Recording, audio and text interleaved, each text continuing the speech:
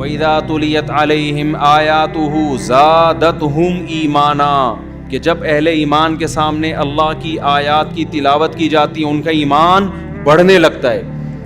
جو تینوں امام ہیں نا، امام مالک، امام احمد بن حنبل اور امام شافعی رحمہم اللہ تعالی، وہ یہ کہتے ہیں کہ ایمان گھٹتا بھی ہے اور بڑھتا بھی ہے.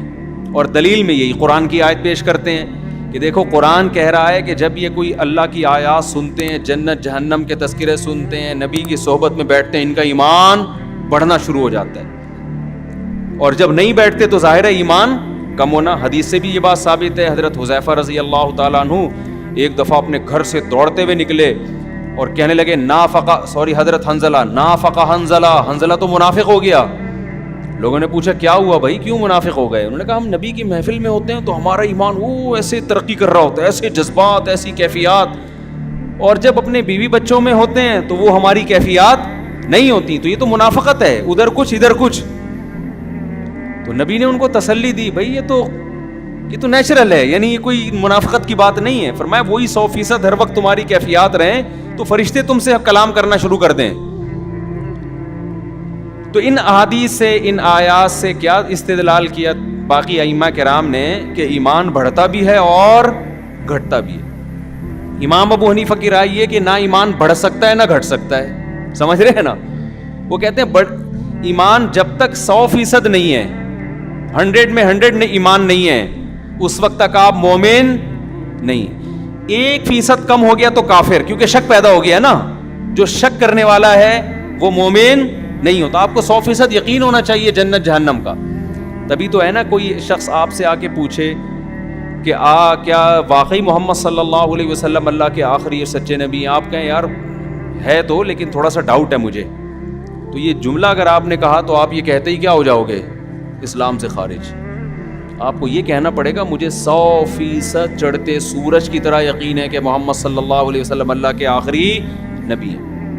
اسی وجہ سے علماء نے یہ بھی مسئلہ بیان کیا، اور یہ بھی امام حنیفہ سے ہی منقول ہے، کہ اگر کسی نے نبوت کا دعویٰ کیا اور کوئی اس کے پاس تحقیق کے لیے چلا گیا کہ تو سچا نبی ہے یا نہیں، تو یہ جانے والا بھی کافر ہو جائے گا، اس لیے کہ اس کو ختم نبوت میں شک پیدا ہو گیا. تبھی تو تحقیق کر رہا ہے کہ نبی نے ایک آخری نبی ہونا اتنی متواتر دلائل سے ثابت ہے کہ اب اس میں تحقیق کا راستہ ہی اللہ نے بند کر دیا. کوئی بھی کہے نا نبی ہے، بھائی جھوٹ بول رہا ہے، بس کتنے معجزے دکھا دے.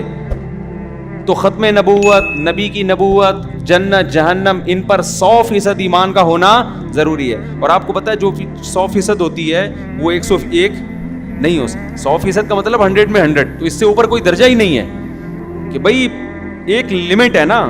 اس لیے ان کی نظر میں صحابہ کا ایمان، تابعین کا ایمان، نبی کا ایمان، عام امتی کا ایمان کوانٹٹی کے لحاظ سے ایک ہی ہے اس کا. یہ سب 100% اللہ پہ یقین رکھتے ہیں. 100%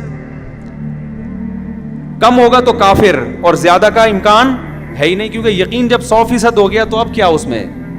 تو وہ کہتے ہیں جو قرآن میں آتا ہے نا زادتہم ایمانا، ایمان والے جب ہماری آیتیں سنتے ہیں تو ان کا ایمان بڑھتا ہے. یہاں ایمان کوانٹٹی کے حساب سے بھی نہیں بلکہ کوالٹی کے حساب سے. کیفیات بڑھتی ہیں. کیفیات بڑھنے کو اللہ نے مجازن کس سے تعبیر کیا ہے؟ ایمان بڑھنے سے. کیفیات بڑھتی ہیں، وہ کیفیات یہی ہیں. تو صحابہ کہتے ہیں ہم جب پیغمبر کی محفل میں بیٹھتے تھے تو ہمیں ایسا لگتا تھا جنت جہنم کو اپنی آنکھوں سے دیکھ رہے ہیں. الگ کیفیات ہوتی تھی. گھر گئے، بیوی بچوں میں مشغول ہو گئے تو وہ کیفیات کیا ہو جاتی تھی؟ چینج. تو اس سے صاف پتہ چلتا ہے کہ موٹیویشن کے لیے، عمل کا جذبہ پیدا کرنے کے لیے اللہ اور اس کے وجود پر یقین یا جنت جہنم پہ یقین کافی نہیں ہے. وہ کیفیات پیدا کرنی پڑے گی کہ جنت کی لالچ پیدا ہو جائے، رال ٹپکنا شروع ہو جائے، دل کی دھڑکن تیز ہو جائے، اور جہنم کا ایسا خوف ہو کہ دل کپ کپانے لگے، پھر عمل ہوگا. اب یہ کیفیات کیسے پیدا ہوں؟ سمجھ رہے ہیں؟ ہم جو زیادہ تر بیان کرتے ہیں نظریاتی اصلاح پہ کرتے ہیں. نظریے کی اصلاح پہ کرتا ہوں نا میں کہ بھئی اللہ پہ ایمان. وہ جو آج کل ایتھیسٹ لوگوں نے الٹے پٹانگ اعتراضات کیے ہوئے ہیں، ان کے جواب کافی نہیں ہیں. ان کے جواب کے بعد بھی بات نہیں بنتی.